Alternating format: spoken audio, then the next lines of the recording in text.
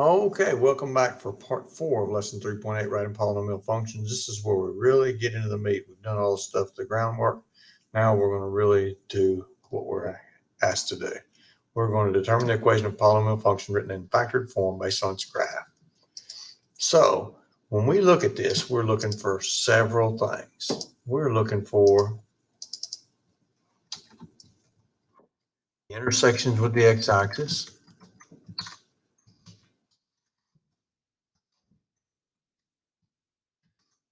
The way the graph intersects the x-axis tells us the multiplicity of that x-intercept, or the number of times the factor that produces that x-intercept appears. We want to know the end behavior. That's what's going to tell us whether or not the function has a negative or positive leading coefficient, and whether the degree is going to be even or odd. And then if we find another point on the graph, if we can find a point where we know the x and the y is not an x-intercept, then we can find the leading coefficient that gives the polynomial that matches the graph. We're going to show you how to do that on 4 different functions here, okay? But basically what we're looking at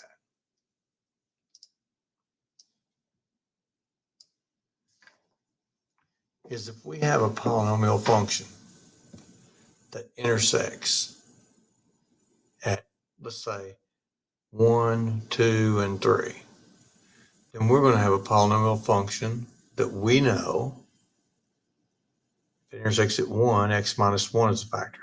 If it intersects at 2, x minus 2 is a factor. And if it intersects at 3, x minus 3 is a factor. Now, if this had been x equal negative 1, then x plus 1 would have been a factor. If we had intersected at negative 2, x plus 2 would have been a factor. And if we intersected at x equals negative 3, x plus 3 would have been a factor. But now we also, if we know another point on the graph, we can do more than just determine the general shape of the graph or the general solution. We can also find a particular solution by finding the number that we multiply it by to make this point actually go on the graph. So let me show you what I'm talking about here. Oh, and we also need to know and determine by the nature of the intersection with the graph, what is the exponent on each of these? Is it going to be even? Is it going to be odd greater than 1, or is it going to be odd? So we're going to determine that with 4 of them. I'll show you how to do this. When I look at this polynomial graph, I see that it has an x-intercept at negative 1 and at positive 1. I'm going to cut this so I can draw on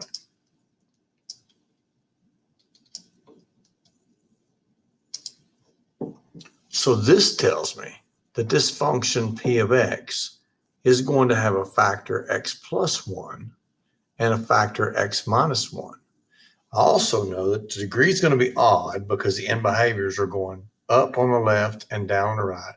I can also tell you right now that because of the end behavior, that this is an odd degree polynomial with a negative leading coefficient. And the more you practice with it, the more you'll see that. But now remember the nature of the roots. The way that it intersects here, comes down, acts like it wants to bounce off, and then turns and goes through, tells me that this has to have multiplicity odd greater than 1. So I'm going to write a 3 there because this is going to be the lowest possible degree polynomial function. And when I intersect at 1 this way, this tells me x minus 1 is a factor that appears an even number of times, so it's going to have a square. But if I graph x plus 1 cubed times x minus 1, let's see if it gives me that graph. X minus 1 squared, I mean.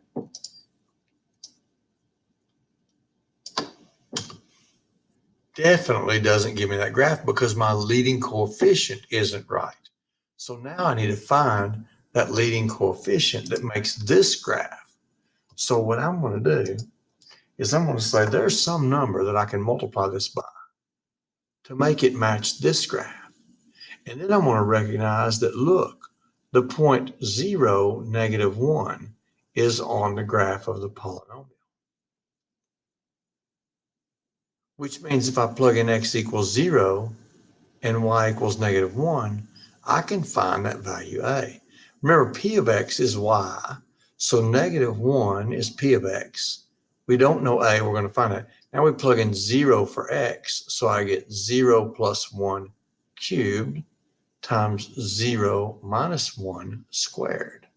And this is all times a equals -1. So anyway, -1 equals a times 1 cubed is just 1. And -1, 0 minus 1 is -1, squared is just 1. So a equals -1. So the function that gives me the graph that you see here, the function is p of x equals -1 times x plus 1 cubed times x minus 1 squared. Let's go try that and see if it matches.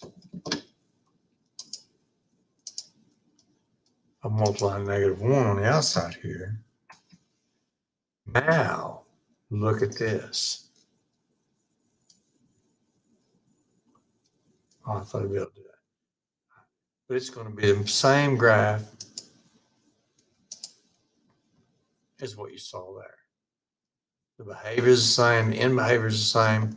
So that's how you find a polynomial function. Let's do another one like that. Let's look at this one.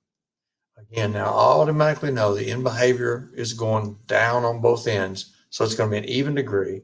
It's going to have a negative leading coefficient because it opens downward. So I'm going to cut this and we're going to go find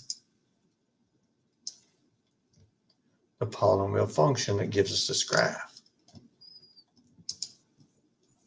I know that I'm going to have a p of x, and I know that x equals -2 is a solution or a 0, an x-intercept. That tells me x plus 2 is a factor. I know that x equals -1 is an x-intercept. That tells me x plus 1 is a factor. And I know that 1 is an x-intercept, and that tells me that x minus 1 is a factor. I can also determine the multiplicities, the number of times those factors appear. So because the graph of the function goes straight through at x equals -2, I know that that's a multiplicity 1. That factor appears one time. I know that at -1, the graph acts like it wants to bounce off, but then turns and goes through. That tells me the multiplicity of that 0 is odd, but greater than 1. So I'm going to try 3 right there. And then at x equals 1, the graph comes up and bounces off and turns around and goes back down. That tells me that it's going to be an even number of times. So I'm going to use that factor twice. And now look, when we add up all the exponents, we get our degree of our polynomial, and we have 3 plus 2 plus 1 makes 6. This is an even degree polynomial. But if I graph this, it's going to have a positive leading coefficient. So I need to find what number multiplies by this so that this point, 0, -1, is on the graph, and it opens downward like that. So I'm going to plug in -1 for p of x, and I'm going to plug in 0 for x. So I get a times 0 plus 2 times 0 plus 1 cubed times 0 minus 1 squared. And so now I get -1 equals 2. 1 cubed is 1, and -1 squared is 1. So this equals 2a. So the polynomial function that produces this graph is then going to be, we're going to solve this for a and get a equals -1/2. And so if I graph the polynomial function p of x equals -1/2 times x plus 2 times x plus 1 cubed times x minus 1 squared, I should get the same graph as I did there. Let's go try this. This is x plus 2 times, x plus 2, -1/2 in the front, plus 2 times, let me make sure that we did this right. Let's see where we're here. Times x plus 1 cubed times x minus 1 squared. And this graph behaves exactly the same way. Intersects at -1 and does all the same things that this graph did. So that's how we find that function. Let's do another one. Here we have 3 intersections with the x-axis.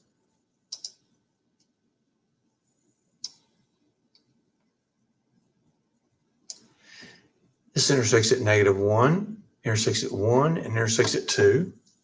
So that tells me that my p of x is going to have factors x plus 1 because of an intersection at -1, x minus 1 because of the intersection at x equals 1, and x minus 2 because of the intersection at x equals 2. Notice it punches straight through at x equals 2, which tells me the multiplicity is 1. Notice it bounces off at 1 and -1, which tells me the multiplicity is going to be even on both of them. And now I know the point 0, -6 is on the graph.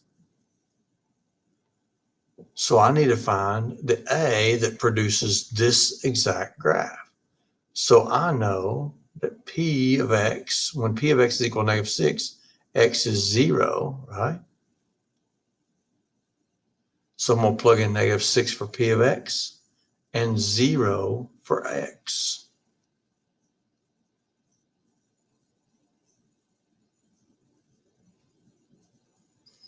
This is going to give me 1. -1 squared is 1, and then times -2.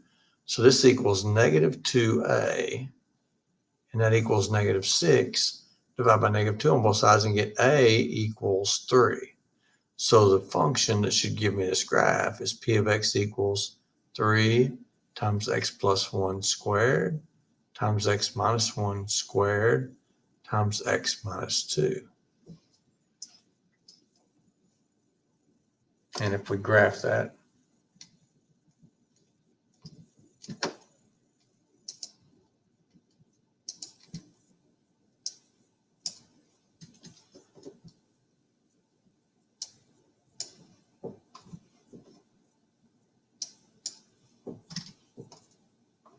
we see the same function that we saw here.